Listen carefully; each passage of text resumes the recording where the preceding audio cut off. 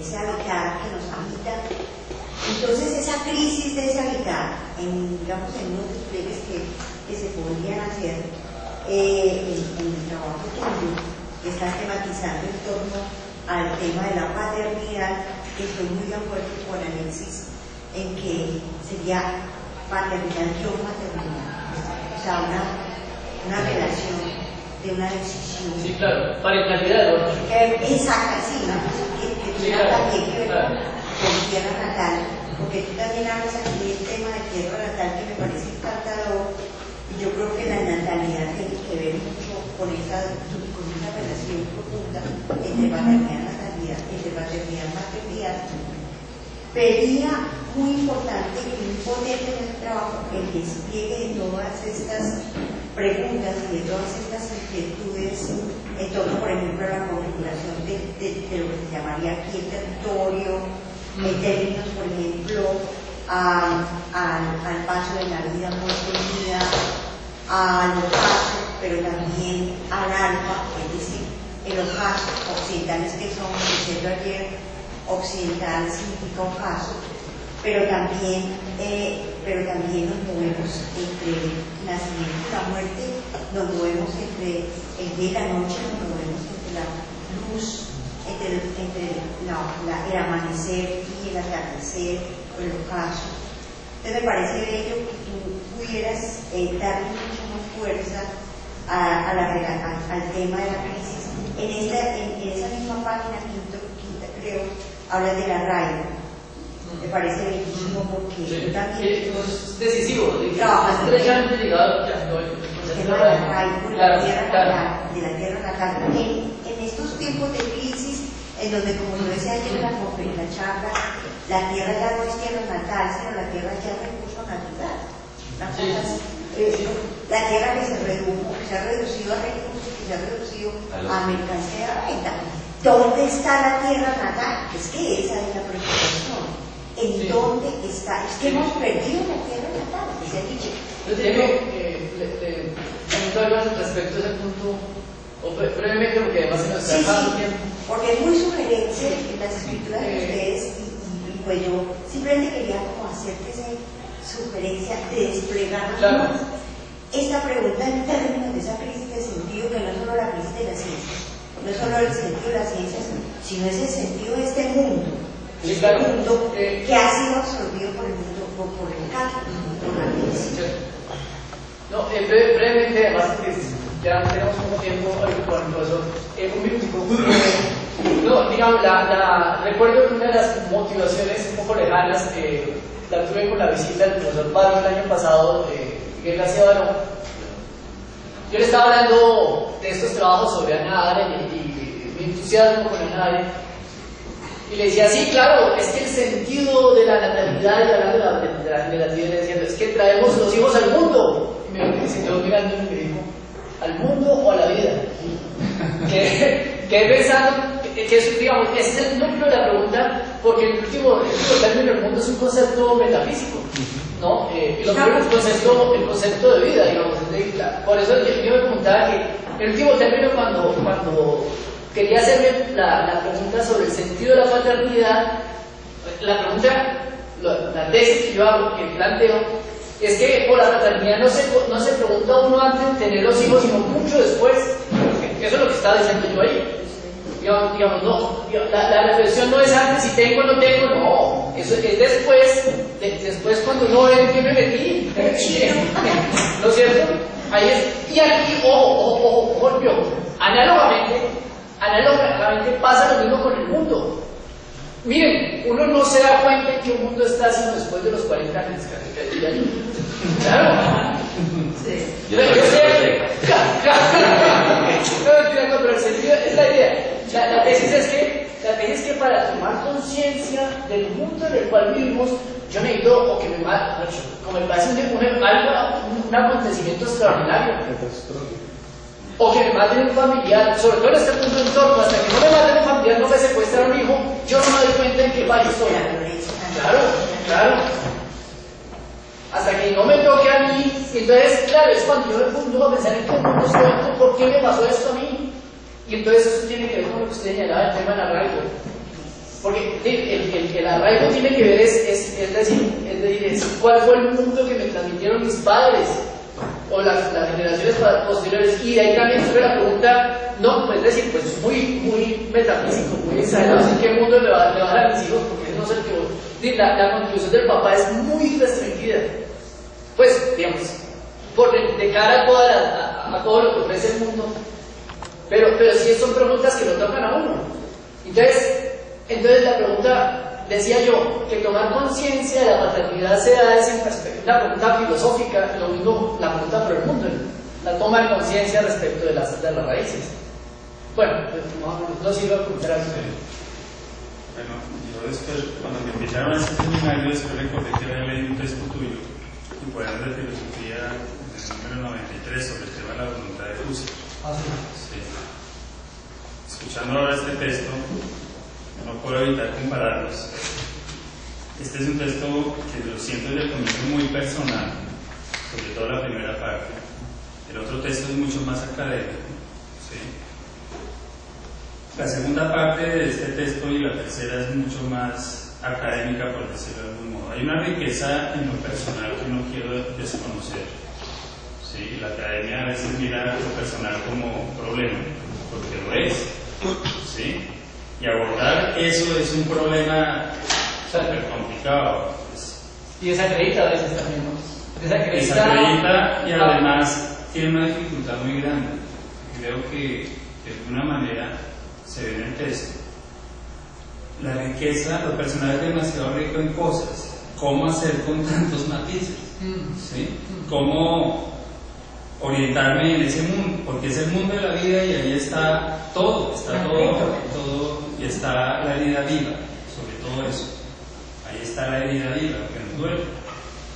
Y uno no tiene objetividad sobre eso. ¿Sí? Bueno, y al mismo tiempo está la riqueza. Yo quiero referirme, ya que la primera pregunta que uno se hace es, bueno, ¿tendrá hijos? Ya que esto es tan personal. Pero bueno, quiero decir algo que es un poco como el sentimiento que me deja la primera parte, es cuando uno es joven, uno traza un proyecto de vida y uno está lleno de optimismo de que esos proyectos son realizables y todo esto. Ya después de cierta edad, de pronto antes de los 40, uno descubre que uno no tiene el control. Que han sucedido demasiadas cosas no en relación a ese proyecto que uno tenía, sino cosas en las cuales uno no tuvo el control. ¿Sí? Y claro, cuando se es padre, la angustia de no tener ya el control sobre la vida de otro, claro, y la desesperación que eso causa es enorme. ¿Sí? Sobre todo porque todavía está vivo el deseo de tener el control. ¿Sí? Y ese es un problema existencial muy personal que no lo voy a solucionar. Sí. Pero bueno, ese es, hay un sentimiento ahí en bruto como el padre cree todavía que tiene el control, y muchas veces lo digo porque me han pasado cosas recientemente que casualmente se conectan con eso. Se descubre que el chino ya viene como con un menú. Viene con el pan de hambre, pero así. No, con el pan y los problemas, que además son los que uno ni siquiera había pensado. O sea, la cosa más extraña, ¿sí? ¿Cómo controlar eso? A veces no solamente es el pan, como dice el dicho, sino también los problemas. Y es una cosa realmente que pues, hará uno pensar cantidad de problemas muy personales, no tan académicos, que no quiero dejar de señalar que son muy importantes, ¿sí? Y son indudablemente muy existenciales, ¿sí? No por no ser tan académicos, porque a la hora de vivir uno no puede ser académico las 24 horas del día, a la hora de ser padre, ¿sí? Y creo que lo personal se nota precisamente en lo que tú mencionabas, de dónde está la madre, ¿no? Pues es el problema del padre. Es como lo siente. Pero bueno, quiero terminar señalando dentro de esa riqueza muchos temas, uno de los cuales es tener hijos es un pecado ecológico. Yo creo que sí. Por una razón, y no estoy en contra de tener hijos. Todo el mundo habla de que los problemas más ecológicos más importantes del planeta en la actualidad son el agua, el petróleo, pero esos son problemas para el hombre, para las próximas generaciones de seres humanos, y son problemas causados por el hombre. ¿Sí? En el fondo, sigue, a pesar de lo que se comenta, el problema de la explosión demográfica es el gran problema ecológico. Yo diría que es el más importante, porque sin ese problema el petróleo no sería importante. Sin ese problema el agua no sería importante, el agua potable, que son, según dicen los teóricos, los dos más grandes problemas. ¿Sí? El problema de que falte agua es porque las próximas generaciones, si nosotros queremos reproducirnos y reproducirnos, no van a tener de dónde, cómo van a conseguir agua potable, ¿no? Bueno, el tema del acontecimiento creo que es... Yo manejaría más el texto, creo que ese es creo que ahí es donde la cosa muestra una perspectiva no tan desoladora. No, sí, ahora es brevemente, sí, pero sí, por favor. La primera parte, efectivamente, uno de los grandes problemas conceptuales que me ha ocupado es la pregunta por si es posible una especie como de psicología fenomenológica, esto es, digamos, una suerte de filosofía que, si uno pone a leer filosofía, puse el problema. Filosofía práctica. Sí, claro, digamos, que me permita la autocomprensión, por supuesto, que es todo un reto. Claro. Y de cara al segundo punto, claro, efectivamente, es distinto el símbolo paterno del símbolo materno, y que, digamos, hasta cierto contexto de mi tesis, había que es una hipótesis que tengo, la madre puede asumir hasta cierto punto el símbolo paterno, pero no totalmente, es una hipótesis que tengo, pero de todos modos sí hay que tener claro de que una persona puede asumir los dos roles, los dos símbolos, ¿no? Las dos nociones. Pero entonces, de cada símbolo paterno, el asunto es que al sentido del símbolo del símbolo paterno le correspondería, como en contraste con el símbolo materno, la apertura del mundo. Si usted ve, una de las funciones de la paternidad es mientras que el vínculo, la función maternal es muy vinculante, casi que cierra el mundo, la mamá protege mucho, el papá trata de abrir horizontes y mostrar la seguridad de que no vamos a conquistar el mundo. Entonces esa es una de las preguntas que se impone ahí, porque ¿cuál es el sentido de la paternidad a dónde traigo los hijos? La pregunta por lo ecológico o a qué mundo oscuro y gris, como dice alguien, de ser o traigo los hijos. Bueno, estos temas son muy vitales, nos toca hacer una pequeña pausa donde dice que nuestro... Estaría necesario una pausa de unos 15 minutitos, me parece. Ella levantó hace una la mano. Bueno, aquí. No, muchas gracias por tenerme en cuenta.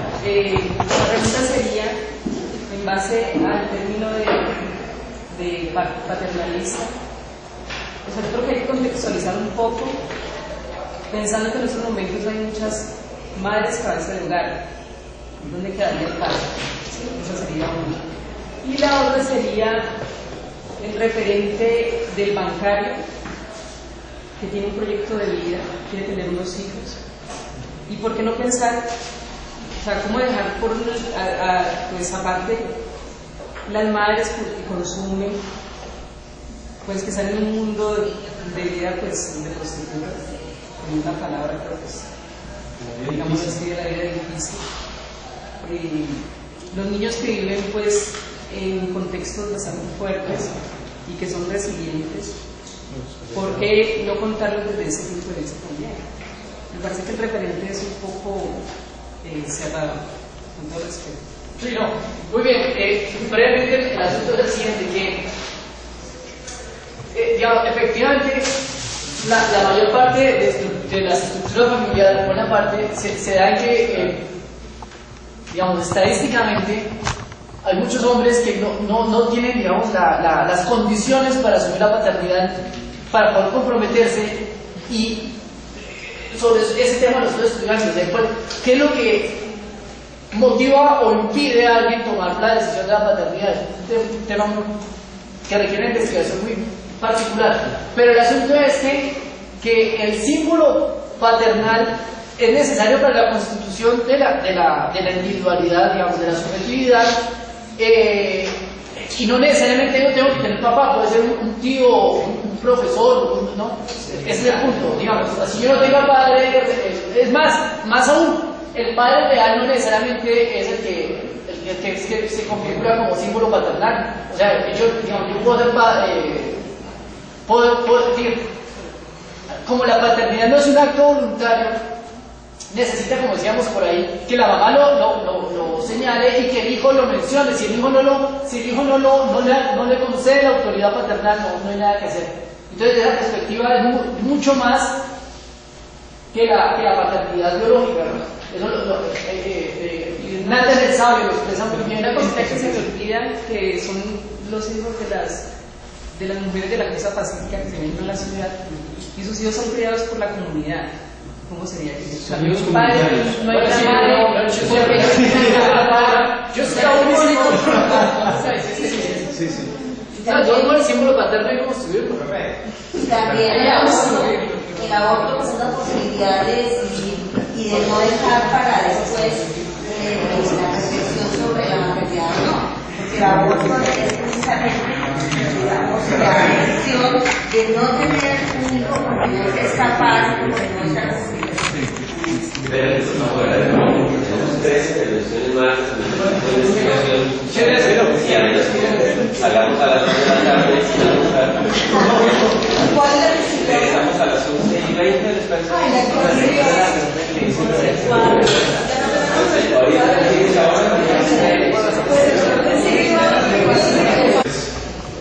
Debido a la figura del tiempo, voy a tratar de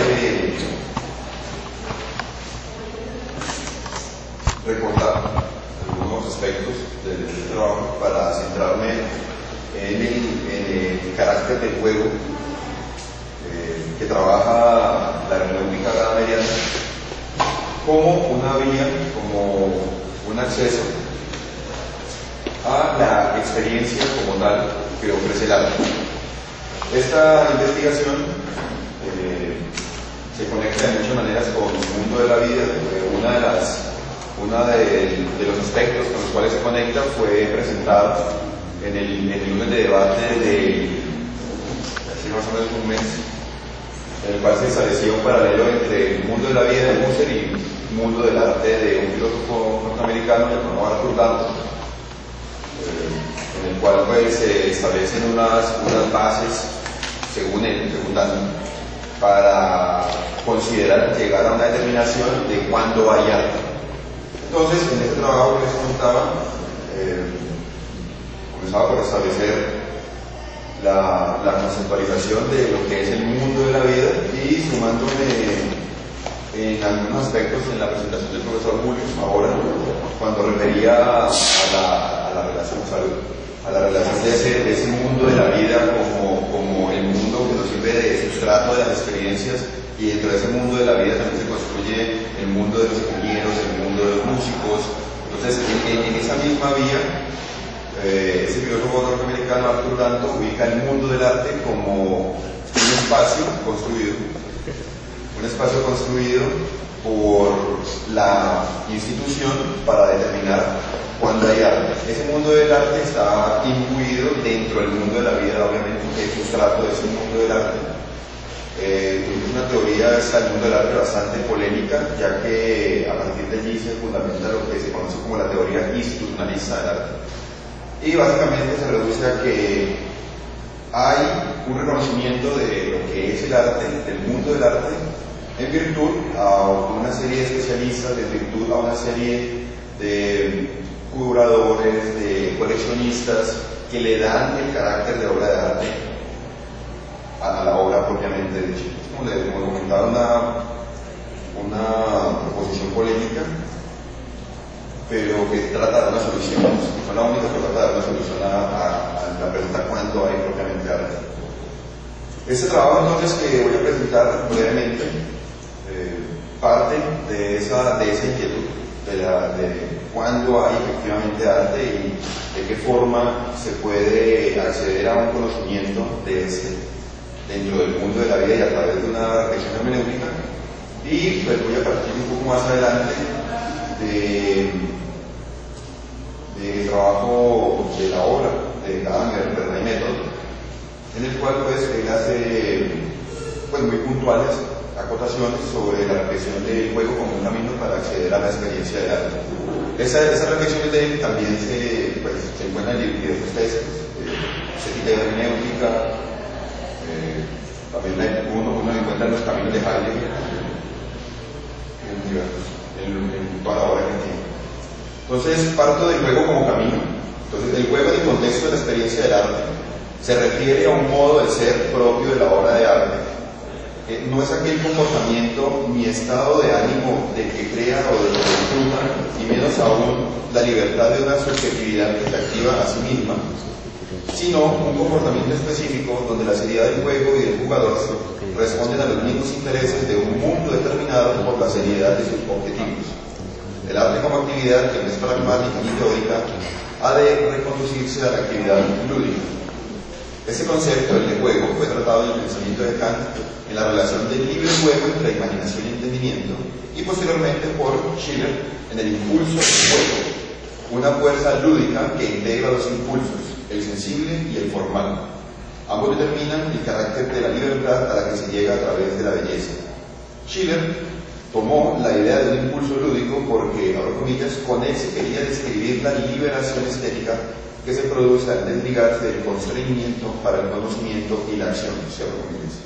La cita es de Jean Rondin. Así se contrapuso el arte a otro tipo de conocimiento denominado como serio. De esta manera se toma hoy día cuando se habla del arte como entretenimiento o distracción. Gadamer pretende retomar el concepto y la experiencia del arte mediante un concepto de juego que no depende de los jugadores, sino de la dinámica propia del mismo.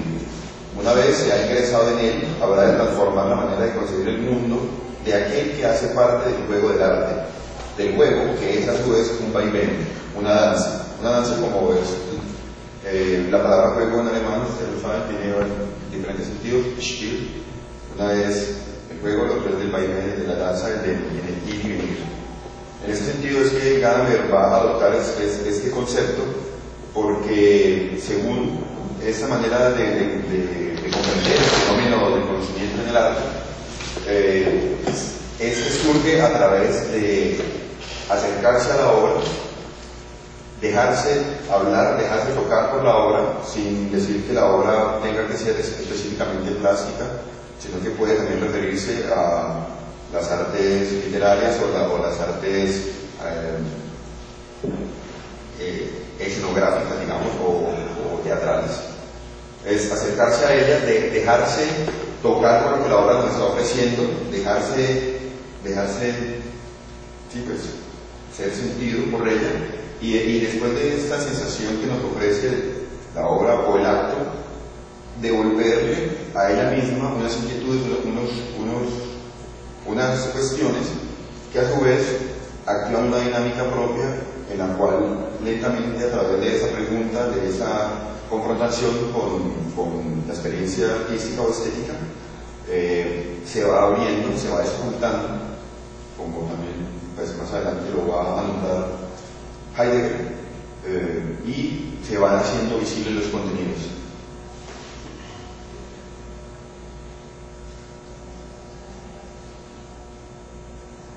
Entonces, retomo el pie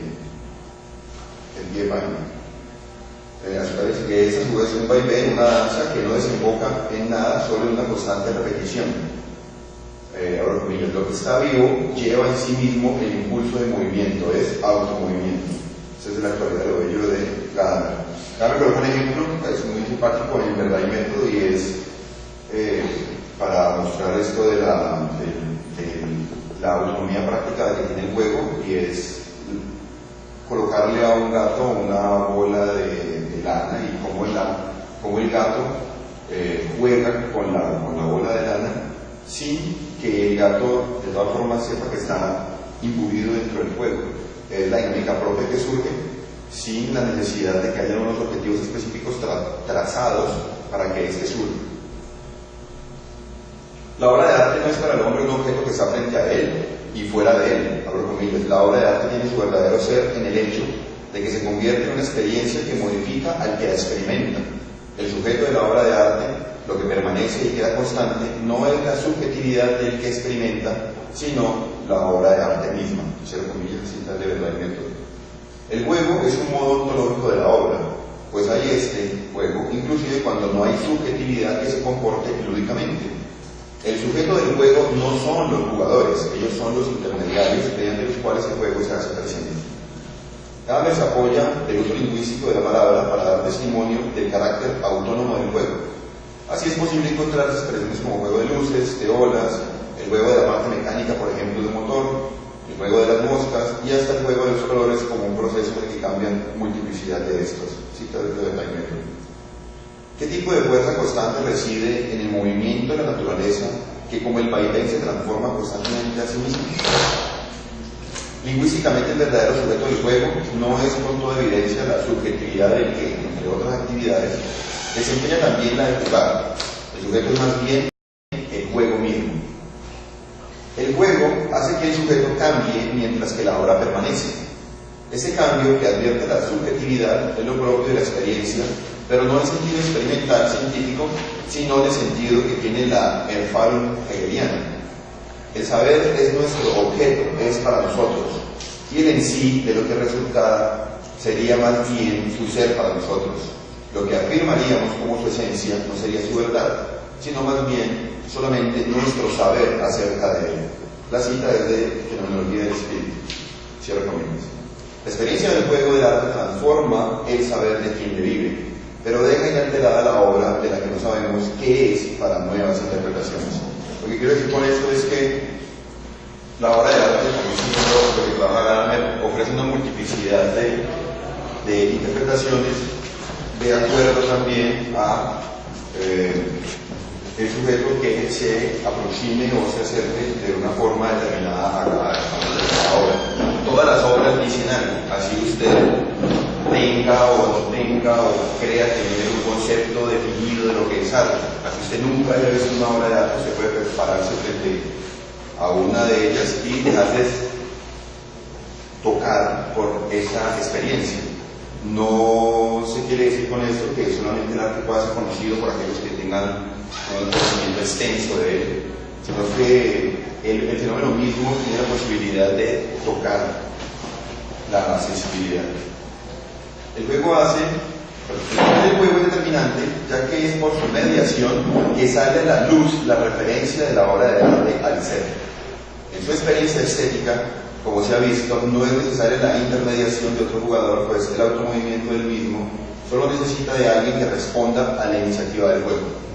Frente a la experiencia referida, resultan esclarecedoras las palabras de Heidegger, abro comillas: experiencia de la conciencia no significa que las experiencias sean hechas sobre y en la conciencia, sino que es la conciencia misma la que hace las experiencias. Ella, la conciencia, está comprendida en la experiencia misma. La cita es de la noción de experiencia en la fenomenología del espíritu de Hegel, de Heidegger. En este sentido, la experiencia es cambio, es renovación por y para el conocimiento. El verdadero juego es un riesgo. El que no lo toma por su voluntad, sino que prefiere evitarlo y entregarse a las decisiones que pueden ser coactivas, es llamado por Gadamer frívolo. En el juego hay un carácter responsable que se hace dueño de los jugadores, determina su comportamiento y sus intereses. Abro comillas: jugar no significa una retirada del jugador al espacio interior de su libertad desvinculada, sino que es un doblegarse ante una realidad que le sobrepasa y que tiene su seriedad encadenante. Cierro comillas. La cita es de Jean Jordan. En el juego siempre se juega a algo y es la tarea del mismo representarte constantemente en el vaivén, gracias a la dinámica interna que lo determina. Representación no quiere decir aquí la posición de un objeto al frente que se da a la conciencia, sino el hacer patente algo a través de otra cosa, es decir, demostrarla nuevamente. Gracias a este es posible conocer dos aspectos importantes en la experiencia estética. como son el hecho de que el arte representa una realidad autónoma que nos sobrepasa, pero con la cual estamos constantemente implicados. El arte está en las obras objetivamente, y mientras éstas influyen al sujeto por medio de la experiencia, cuando se es alcanzado, la dinámica entre uno y otro marca la pauta para la realización ontológica del juego.